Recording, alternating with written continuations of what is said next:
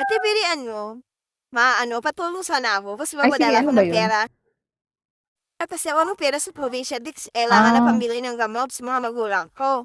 Kaso walang ano doon, walang kailangan. GCash, sira daw. Tapos, walang G. Padala sana kasi Gita sa akin, tapos Maya lang Maya lang. doon. Di pa di cash out po, tas doon Bank dibli-dibli. transfer. Maya to GCash. Ay, di ako maalam din, Hindi ka ti. marunong. Ay, ganito na lang. May yung Maya doon, merong QR code. Yung tindahan na yun, may Maya. QR code. Oh, timiron, complete, nakapaskil sa labas, tapos Ayun. number dinner. Hingiin mo yun. Tapos, turuan kita. Ay, sige, Oh, paano ba ting? Parang hindi na ako ganito. mag-cash out. I-open mo yung GCash mo, send money.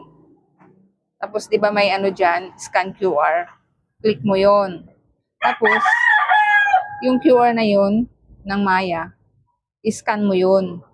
Lalabas na yun doon. Tapos, amount na kaagad ilalagay. Tapos, yung pangalan ng Maya nakalagay doon. Tapos, ilagay mo lang yung amount. Click mo. Wala nang charge.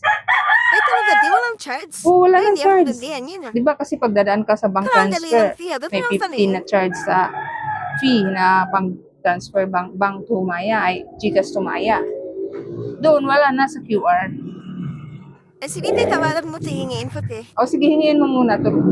Punta ka na lang dito. Sige, thank you, tip. Ako dito, tito na ako Oo, na. ganun lang. Dali lang. Yan mo, O kasi sayang mag-cash nga out naman. pa ako. Pero man taturo Mag-cash ako sa out ka iti, pa ha? tapos padala mo din.